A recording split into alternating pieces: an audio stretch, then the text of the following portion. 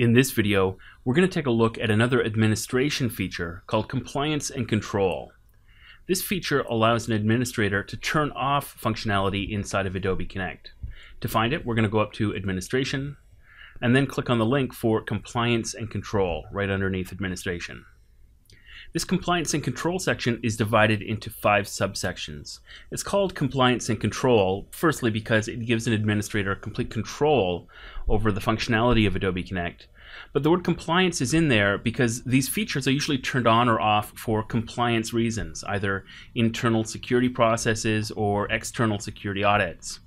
And so all of these features affect the entire account. Anything I disable in the Compliance and Control section will disable it for everybody who's using meetings on the Adobe Connect account. So this is not something that can be set on an individual room basis. It will affect everybody on the account. That's extremely important to remember if you're disabling functionality. So this is divided into 5 sections. The first section we're looking at here is called Pods Management, and as the name implies, this section allows me to turn off any of the different pods that are available inside of an Adobe Connect meeting room. So I can simply click on the Disable button next to any of the pods here in the Pods Management section. So if I want to disable the web links pod or the poll pod, the notes pod, the chat pod, I can do all that simply by clicking the box beside each of the pod names. Now the share pod isn't here because we addressed that separately in its own subsection. But before looking at that, a couple of things to note on this pods management section. The first thing is that I can edit some of these pods, like the chat pod and the notes pod, without completely disabling them. One of the biggest advantages of Adobe Connect is the fact that its rooms are persistent and all of the content inside of those rooms are also persistent. So if I've got some chat in a chat pod or some notes I've made in a note pod, those notes are available for me the next time I enter that room. And for most of our customers, that's a really good thing. That allows persistency, allows consistency across lots of different meetings. But for some customers, particularly those meeting with their customers, particularly if they're using or sharing some sensitive information, they don't want that persistency. Any notes they've taken in a previous meeting, they want to have no history of those notes in a new meeting. And so instead of disabling the notes pod completely, for example, what they can do is keep the notes pod enabled, but choose to clear the history for any new sessions. And that means that the notes pod, in this case, will no longer be persistent. They can do the same thing for something like the chat pod and the Q&A pod. These pods are still enabled, they're still active during existing meetings, but the history won't carry over from one meeting to another. In other words, the persistency is completely gone. The other option I've got here in the chat and Q&A pod section is the ability to disable private messages. And so if I don't want people chatting with each other, but do want to give them the ability to respond to questions that I ask, I can simply disable private messages. This is one of the few features that can actually be turned on or off in individual meeting rooms as well. If you look under the meeting preferences, a meeting host can actually disable private chat in a single meeting. This particular checkbox will affect the entire Adobe Connect account. It's a good idea to keep that turned off unless you know you don't need it. On the next link, the next subsection, we're looking at share settings. And this looks at the functionality associated primarily with the share pod. And so the first section up at the very top is something called Screen Share Settings.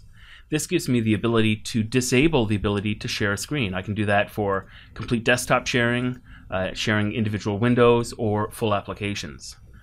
I'm going to turn all of those back on so I don't disrupt anybody.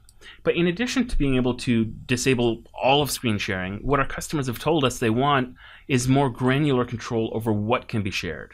So in other words, they want to be able to share their screens, but they don't want to be able to share an application that might contain sensitive or confidential customer information.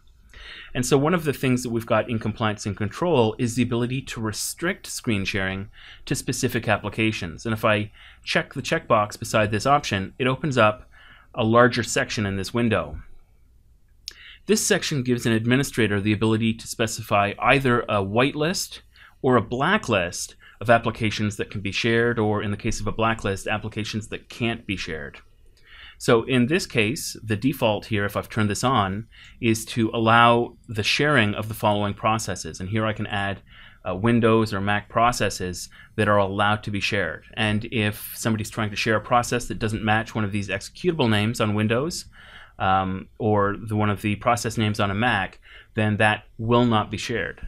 Participants will simply see the blue crosshatches instead of the actual screen itself. You can see here that these are divided between Mac and Windows. So the first text box is for Windows applications.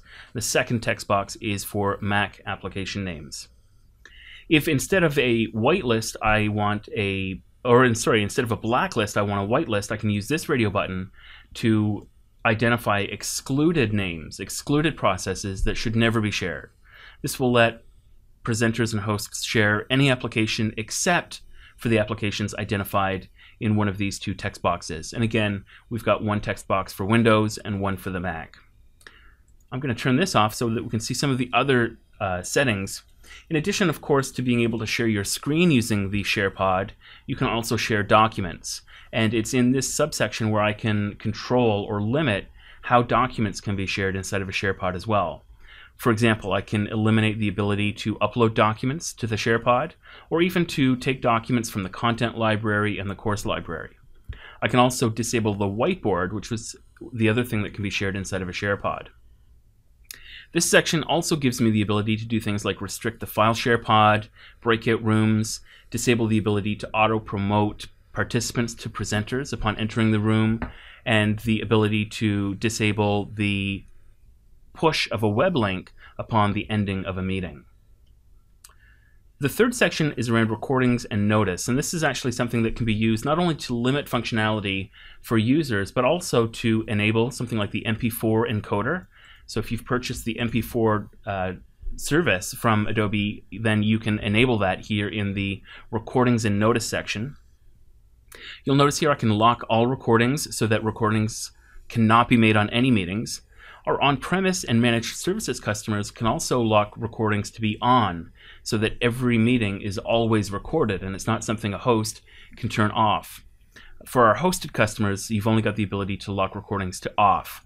That will disable the ability to create a new recording. Of course, we typically leave that off as a default so that hosts can record any of their meetings. I've got the ability here to enable chat transcripts. This is extremely useful for organizations that may be worried about an audit and they want to create an audit trail. This will record all of the chat, including private chat, in an XML file that's available to an administrator. I can also add a compliance notice. If I check this button and type in a compliance notice, so by clicking OK, you agree to the following terms, and then add the text that our lawyer provides with us. If I hit preview here, you'll see what a participant or even a meeting host will see as they enter a meeting room. As they enter, they'll type in their name or their credentials, and then before going into the meeting room, they'll be asked to read and agree to, or basically click OK to the following terms.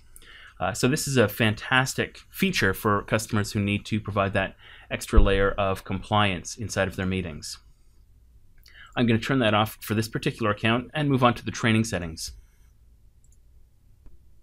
This has only got a single option in the compliance and control section, and that's to disable open enrollment. In other words, if we have a course catalog, we can disable the ability for people to self-enroll in the courses that are available.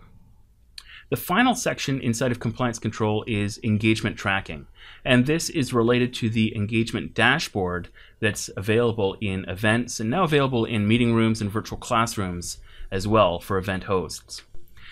These settings allow me to enable an opt-out for participants so that they can opt out of that engagement tracking if they so desire. I can also allow an override of that administrative setting by the host of the meeting, virtual classroom, or seminar. We've got that for meetings, virtual classrooms, and seminar rooms up at the top, and then separate settings for events using the Adobe Connect event module at the bottom. That's a look at the compliance and control settings inside of Adobe Connect for administrators.